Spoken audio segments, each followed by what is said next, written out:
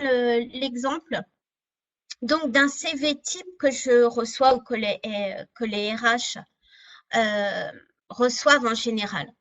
Donc, la première erreur, si vous voyez, c'est ça, c'est de notifier curriculum vitae en gros. Alors, c'est comme si vous écriviez sur un livre,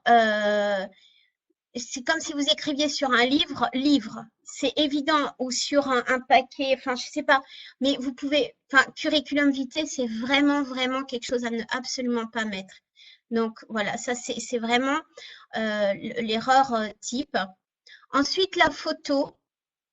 Il y a deux écoles, ceux qui préfèrent avoir une photo et ceux qui disent ne pas en mettre. Personnellement, je trouve qu'une photo, si elle est bien faite, fond blanc, etc., avec un beau sourire, ça peut être un plus, mais attention, ça peut être aussi péjoratif selon votre, je vais être crue, mais c'est la vérité, selon votre origine, selon votre couleur. Et je parle même des cheveux, ça peut être, enfin voilà, quelqu'un qui a une idée préconçue sur des gens d'origine maghrébine ou sur des blondes ou sur, bref. Donc ça peut être bien si la photo vient un petit peu valoriser votre CV, mais dans l'autre cas, je préfère que vous en mettiez pas. Et si on vous demande, oui, je sais, en général, ils demandent la photo dans le golf, Asman. C'est pour ça que il y a vraiment deux écoles. Avant, ils ne demandaient pas. Et maintenant, c'est vrai qu'en général, ils demandent avec photo. Donc, voilà, mettez la photo si on vous demande, ou si vous avez une photo, il faut absolument que vous ayez le visage dégagé, un beau sourire, que vous, voilà, vous teniez droite, un beau sourire, quelque chose vraiment qui inspire. Les postures un peu avachi, ouais, salut, ou en tirant la tête, etc., comme on a sur les passeports français, mais alors oubliez complètement. Et le fond doit vraiment être blanc, quelque chose vraiment, voilà, qui attire, qui soit sympathique, sans non plus tomber dans un truc. J'ai des fois des postures un peu très très sexy, et là on est complètement en dehors du professionnel. Donc si on doit mettre la photo, mettez-la, mais faites attention de la posture. Si on regarde le CV un petit peu de ce monsieur, donc, enfin de cette personne, donc en premier lieu, il a indiqué curriculum vitae, alors qu'on doit justement indiquer, ça c'est pas le titre, enfin, je veux dire, on doit indiquer un titre, oui, mais c'est sur le titre de ce qu'on recherche. Et je pense pas qu'il recherche curriculum vitae comme position. Donc c'est vraiment, vous devez faire attention sur le titre. Si vous recherchez teacher. Je sais que les filles, vous êtes dans cette optique. Mettez bien primary teacher, nursery teacher. Voilà. Si vous n'avez pas une spécialité type, si vous ne ciblez pas vraiment en crèche ou vraiment en primaire, vous laissez teacher ou French teacher. Essayez, si vous avez un objectif, essayez de préciser le plus possible. C'est soit, par exemple, si vous avez envie de travailler en crèche, nursery teacher. Si vous avez envie de travailler qu'en français, notifiez bien French teacher. Essayez d'être précis. C'est plus simple pour les RH et c'est plus percutant. Donc là, on va indiquer vraiment le titre et non pas curriculum vitae. Et ensuite, vous voyez la personne. Là, c'est vraiment l'exemple d'un CV type, hein, malheureusement. Regardez-le. Alors, il faut savoir que pour le golf, le nombre de pages n'est pas limité à une page comme en France, peu importe si c'est sur 2, 3 ou 4 pages. Mais ne perdez quand même pas de l'espace parce qu'on vous autorise 4 pages, par exemple. Et regardez là, en personal information, regardez, c'est presque la moitié de la page.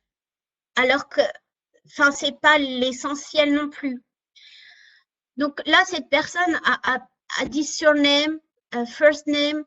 Je veux dire, enfin, si c'est Mohamed Latrache, on n'a pas besoin de savoir que son surname c'est Mohamed, son nom de famille c'est Latrache. Mettez Mohamed Latrache. Enfin, je veux dire, voilà, c'est pas ou Mohamed Amin ou peu importe. Donc, méfiez-vous de ne pas perdre beaucoup d'espace en détaillant comme ça. On va voir tout à l'heure comment on dispose sur un CV. Nationalité. Alors là, je ne sais pas si vous voyez la nationalité algérienne. Donc, j'ai rien contre les Algériens, ni autre nationalité, je m'en fiche. Mais pour un CV sur le Golfe, si vous n'avez pas, alors encore une fois, attention, c'est pas moi qui fais les règles, c'est pas, voilà, c'est pas quelque chose de péjoratif. Mais si vous n'avez pas la nationalité française, ne notez rien. Parce que il y a eu des embargos, parce que il y a eu des bans pour certaines nationalités qui sont plus ou moins levées dans l'année, mais on ne sait jamais quand ça retombe, on ne sait jamais quand c'est levé. Et on ne sait pas non plus les idées préconçues. Donc, quelqu'un peut se dire, non, moi les Tunisiens, moi les Égyptiens, moi ceci. On a tous des idées préconçues. Donc, à part français, et non pas parce que je dis que les Français sont meilleurs, c'est juste que c'est plus facile pour un Français au niveau de la langue, au niveau du visa, au niveau, etc. Donc, si vous n'avez pas la nationalité française, puisque je m'occupe des francophones, les filles, vous avez la nationalité française. Hein. Donc là, bien sûr, French nationality. Hein, et non pas le. Et si on vous demande si vous avez des prénoms ou des noms, alors c'est même pas arabe, en général c'est musulman, mais les gens confondent. Et on vous demande vos origines, vous êtes né en France. Point. On n'a pas à savoir non plus l'origine de votre arrière-grand-mère. Donc voilà, le civil, je ne sais pas si vous suivez les filles, vous me dites, hein, vous posez des questions, n'hésitez pas. Là, le civil statut, single. Ne notifiez jamais dans un CV pour Dubaï votre statut. On va vous le demander par la suite, ok, mais dans un premier temps, ne le notifiez pas. Parce que si vous êtes une jeune femme, une belle photo, etc., et que vous mettez single, ça a une autre connotation où ça peut être pris autrement sur le golf. Donc, évitez, vous ne faites pas une annonce matrimoniale, c'est juste un CV pro. Donc, ne notifiez pas votre statut marital ou votre statut civil. Les filles, vous me suivez, vous pouvez juste dire oui, parce que j'ai peur que vous m'entendiez plus, ou filles, garçons d'ailleurs. Là, la personne donc, à notifier ici, vous voyez là, c'est degree. Degree dans son éducation. Ça n'a rien à faire dans les personal information. Ça, absolument, on ne notifie jamais dans personal information. Et ensuite, c'est voilà, la personne mélange. Mais, et je vous assure que c'est le genre de CV que je reçois régulièrement. Donc, elle mélange voilà, son éducation, sa qualification, et c'est perdu, tout ça, c'est perdu dans les personal information. Et on ne sait plus ce que cherche cette personne. Moi, ce que je retiens, c'est qu'il est célibataire algérien. Donc, et c'est pas du tout ça que je devrais. Un CV, ça doit être absolument percutant. Et si c'est les premières informations que je retiens, il faut savoir que le cerveau va retenir que quelques informations et qu'il n'y a que 2 secondes passées par CV. C'est dommage. Je retiens que cette personne, c'est son CV, qu'il est algérien et célibataire. Donc, si c'est pour un rendez-vous en dehors, super. Mais là, en l'occurrence, c'est pour une demande de travail, ça m'apporte aucune information. Et au contraire, il va me noyer d'informations qui ne servent pas grand-chose. Vous voyez, là, il a notifié qu'il avait un permis de catégorie, alors B, A, B, D, etc. Il n'y a aucune équivalence il n'y a aucune équivalence avec les Émirats. Enfin, je veux dire, driving license catégorie B, ça me dit absolument rien à Dubaï. Moi, ce que je veux, c'est est-ce qu'il a une driving license locale, une UAE? S'il l'a pas, eh ben, à lui de faire les démarches par la suite. Et tout dépend du travail. Si je demande, si je recrute quelqu'un, encore une fois, en teacher nursery ou en SEM, s'il n'est pas commercial, je veux dire, je vais pas lui demander s'il a le permis de conduire. Donc tout ça, c'est vraiment, vous voyez, c'est vraiment un mélange d'informations et c'est vraiment dommage. Je réponds à Linda, quelle est la différence entre degré et qualification? Alors en fait, degré, c'est ton diplôme. Tu peux avoir un diplôme, une licence de lettres, par exemple. Et tes qualifications, c'est que tu as, alors je prends toujours l'exemple dans l'éducation, parce que je sais que la plupart d'entre vous sont dans ce domaine, enfin recherchent dans ce domaine. Donc, par exemple, tu as une licence de lettres, mais tu as une qualification de la pédagogie Montessori. Tu vois, ça va être vraiment plus ça. Ta qualification, c'est vraiment plus un skill, une valeur ajoutée à ton diplôme. Ensuite, l'objectif. Alors, l'objectif de cette personne, c'est de travailler dans une organisation où il peut être, où I can utilize my, c'est écrit tout petit, je suis désolée. Enfin, où est-ce qu'il, alors, il dit qu'il peut travailler dans une organisation où il peut utiliser ses connaissances et ses skills. Alors, je ne sais pas si vous vous rendez compte, il y a 200, par exemple, demandes pour un poste, et encore, c'est vraiment le minimum. Lui, ce qu'il va faire, c'est que dans son objectif, il veut intégrer une entreprise où il peut utiliser ses connaissances et ses skills. Alors oui, il y a 10-15 ans, c'est ce qu'on disait, enfin, c'est ce qu'on voulait. Mais là, l'objectif, moi, je m'en fous qu'il peut… Enfin, là, je veux dire par là que c'est un peu selfish, un peu, comment on dit, égoïste, parce que c'est… Là, il se présente en tant que personne qui veut utiliser pour lui sa connaissance et ses skills et puis qui veut les mettre dans une entreprise. Mais c'est vraiment perçu d'une façon totalement égoïste. Je m'explique. Quand vous allez postuler pour une entreprise, c'est à vous d'offrir vos services parce que l'entreprise, elle vient pas vous chercher. C'est vous qui la démarchez. Même si elle a posté une offre quelque part, elle n'est pas venue vous chercher à votre porte. Donc, si elle est venue à votre, si elle a posté une offre, c'est à vous de réagir sur cette offre et de dire, moi, je peux vous être utile en faisant telle et telle chose. Et non pas en mettant mes connaissances. D'accord? Quelles sont tes connaissances? Quelles sont tes valeurs? Et c'est vraiment l'objectif, c'est de le vendre. On va voir, hein, je vous inquiétez pas, tout à l'heure, comment on met justement cet objectif. Et ensuite, donc voilà, l'expérience professionnelle. Je vais pas trop continuer, je vais pas trop m'attarder sur ce CV pour qu'on puisse continuer.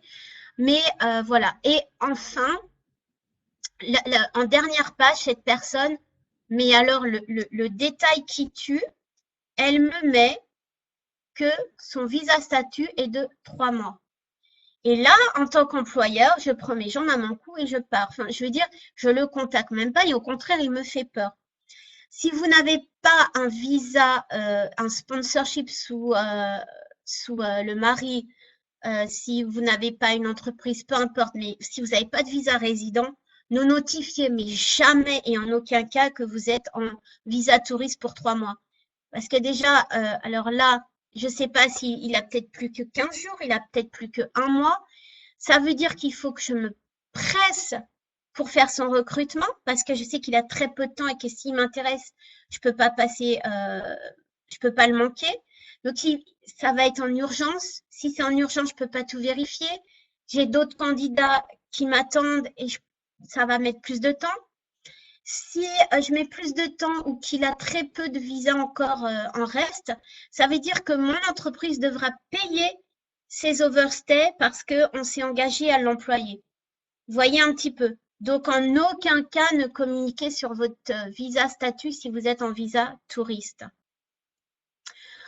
Et alors là aussi, pareil, on communique jamais sur le numéro du passeport, etc. Ça regarde absolument personne.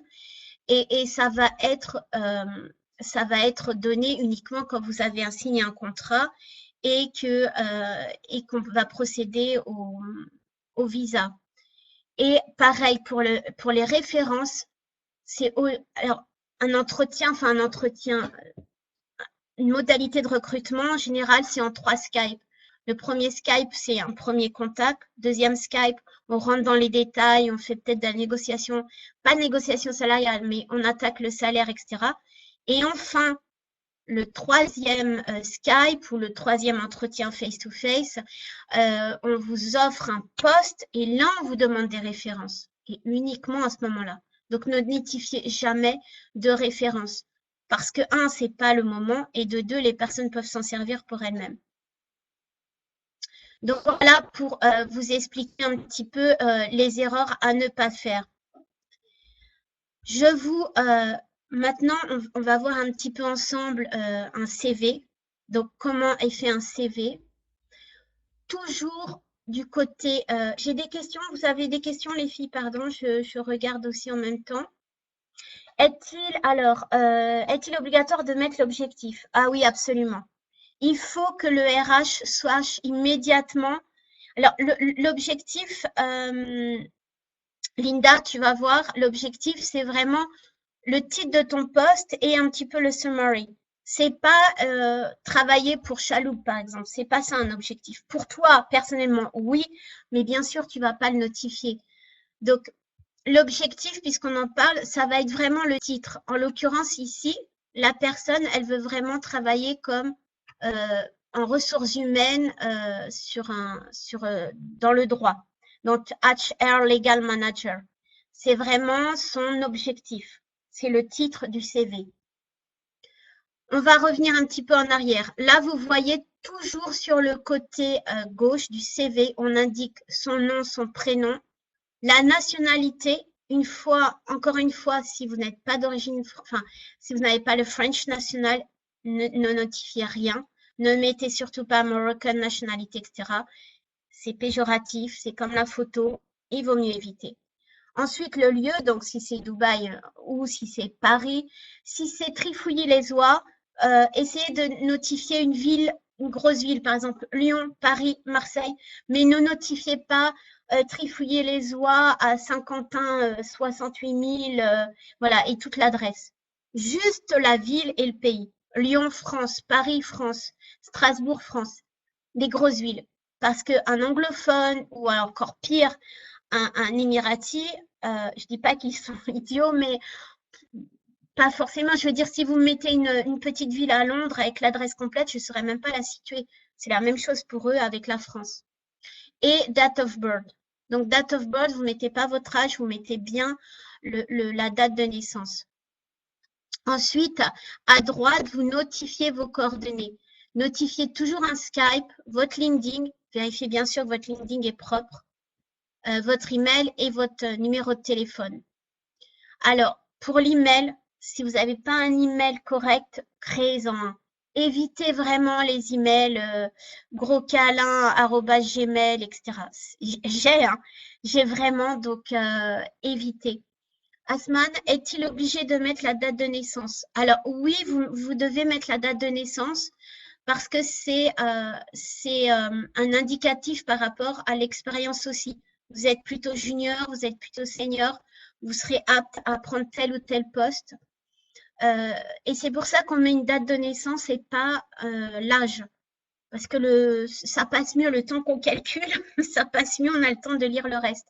Si vous mettez 47 ans, voilà, ça fait 47 ans. Il faut savoir que dans le golf, c'est pas non plus péjoratif, mais quand même.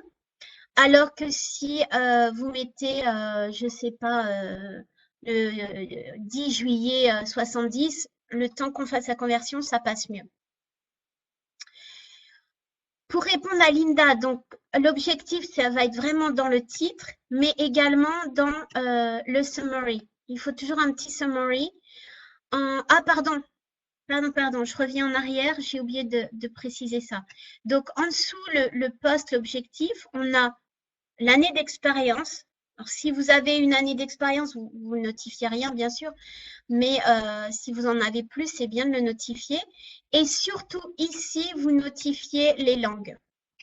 Français, anglais, arabe, etc. Vous commencez toujours par votre langue que vous parlez le plus, ou vous êtes plus… Parce que si je dis natif et que vous êtes d'origine de parents arabes, vous allez mettre arabe et surtout pas quoi. Donc, mettez bien French, English, Arabic. English en premier, c'est le top. Bon, vous êtes pas, je sais que vous n'êtes pas anglophone de naissance, mais donc français, anglais, arabe. Là, vous notifiez Husband Visa. Si vous êtes sur Husband Visa, encore une fois, ne me mettez rien. Ne me mettez surtout pas que vous êtes en visa touriste. Parce que je sais que c'est votre cas, les filles. Donc, ne notifiez surtout pas que vous êtes en visa touriste. Ça va être à discuter après au niveau… je crois que vous êtes… Attendez, je regarde qui participe. Pardon, je fais une petite pause, oui. Donc, Asman et Linda, je sais que vous allez être en visa touriste quand vous allez venir, si vous venez à nouveau prospecter ou quand vous allez envoyer votre CV. Ne notifiez rien. On va vous demander, ça c'est sûr, on va vous le dire si vous décrochez un entretien, enfin vous allez décrocher un entretien, on va vous demander, mais et là vous dites, ben oui, j'ai de la famille, j'ai des amis, je connais Qatar, je connais Dubaï, peu importe, et je viens à telle date. Mais ne dites jamais que vous venez prospecter et que vous êtes en visa touriste sur un visa. Alors, Linda, quand on comprend une langue mais qu'on ne sait pas la parler ou juste quelque chose, quelques phrases. Non, si par exemple, moi je sais l'ourdou, enfin j'apprends l'ourdou, je le mettrai pas sur mon CV parce que je peux pas faire une conversation, je vais savoir que deux, trois mots et ça va induire en erreur le recruteur parce qu'il va se dire ah super, j'ai une grosse clientèle ourdou, je vais la prendre parce qu'elle parle ourdou. Et donc au moment de l'entretien, ben non, vous saurez pas, vous allez dire ben non, j'apprends et tout, et vous allez faire perdre du temps à tout le monde. Donc il faut vraiment, par exemple l'arabe, je le comprends très bien, mais je sais brièvement répondre. Ça c'est vraiment, il vaut mieux que tu notifies, il vaut mieux que tu en parles au niveau de l'entretien ou que tu le mettes dans les skills. Arabic in process, par exemple. Parce que si tu mets ici dans les langues French, English, Arabique, pour moi, c'est que tu maîtrises l'arabe. Donc, je peux te mettre sur un poste de prof d'arabe ou je peux te mettre en réception clientèle arabique. Et tu vois, ça va influencer. Donc, si tu maîtrises une langue, Linda, si tu comprends par exemple l'arabe mais tu sais pas la parler vraiment fluent, tu vas la mettre dans les skills. Skills, Arabic in process. D'accord? Donc, on revient. Alors, le summary, vous allez détailler un petit peu. Alors, c'est plutôt un truc un peu bateau. Là où vous allez dire, voilà, je suis, en l'occurrence, pour l'exemple, je suis HR manager depuis 10 ans. Et là, vous allez placer deux ou trois skills.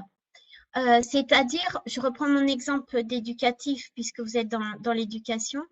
Vraiment, là, vous allez dire, OK, during my past experience, ou alors avec with my master one, ou bref, en licence de lettres ou peu importe, j'ai passé, je sais que c'est ton cas Linda, j'ai passé une qualification Montessori, I'm expert in Montessori pédagogie. Là, tu places vraiment ton expertise. Asman, je ne sais pas si tu je me rappelle plus trop si tu as une expertise, mais enfin si tu as une expertise sûrement, mais je veux dire dans laquelle. Et c'est là qu'il faut la placer, sans s'étaler. I have expertise in Montessori. I pass a degree or certification in Montessori with my master one in the literature.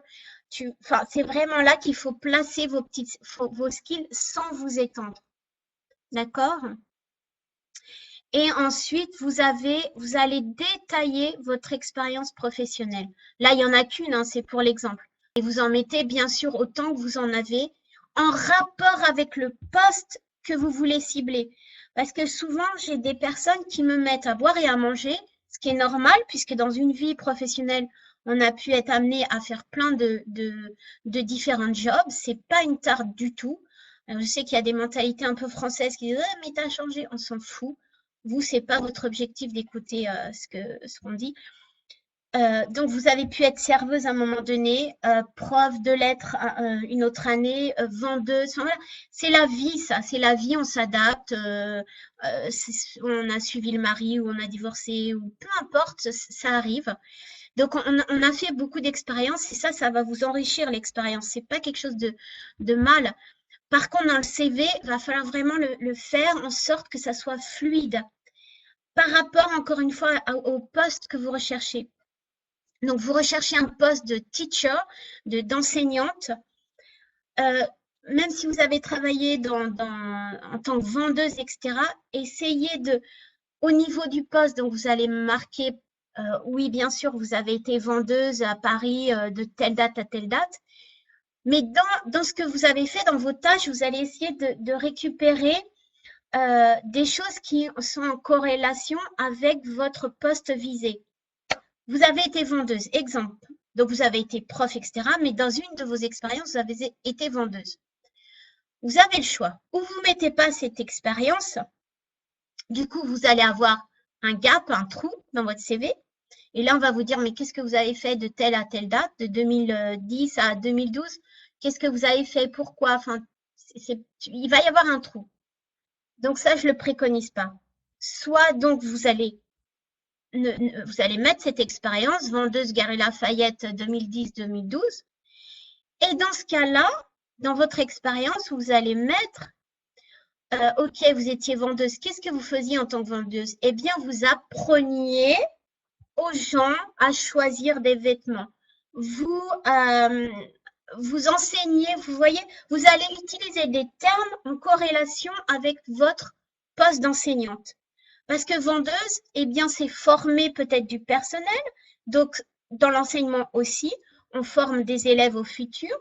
On va créer un esprit d'équipe.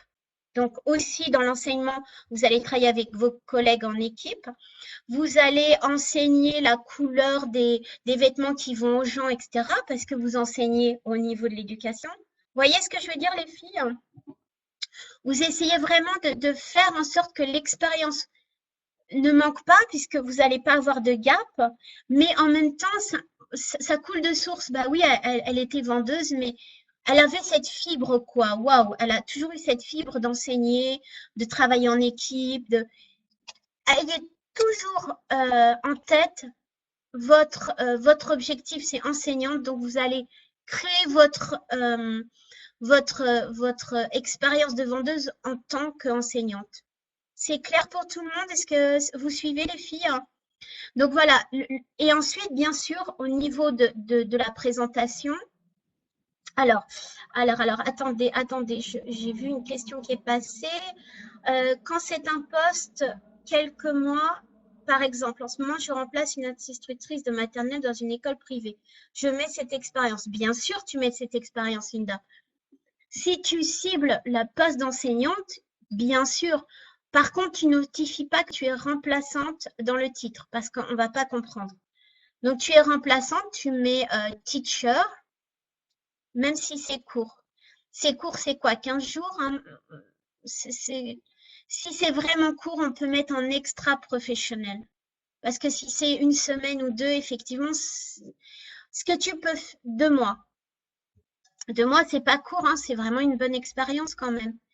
Ce que tu peux faire, c'est que si tu n'as pas d'autres expériences professionnelles, par exemple, on est en 2018, tu peux mettre teacher école X à Paris 2018 et tu notifies pas que c'est 2 mois et tu notifies pas que c'est un remplacement. Ça, tu en discutes au niveau de l'entretien. C'est bon, Linda, pour toi? Je réponds à ta question. Donc, au niveau de l'expérience, vous divisez, ouais, super. Vous divisez en deux parts, c'est-à-dire d'un côté, vous allez avoir les responsabilités et d'un autre côté, les achievements. Qu'est-ce que c'est? Alors, les responsabilités, c'est ce qu'on vous a donné. Donc, dans l'éducation, on vous a donné une classe, détaillez bien, une classe de 3 à 6 ans, une classe de CP en charge. On vous a donné 2 assistantes à manager. On vous a donné le socle commun à développer en classe de CP. Voyez ce que je veux dire? Ça, c'est vos responsabilités.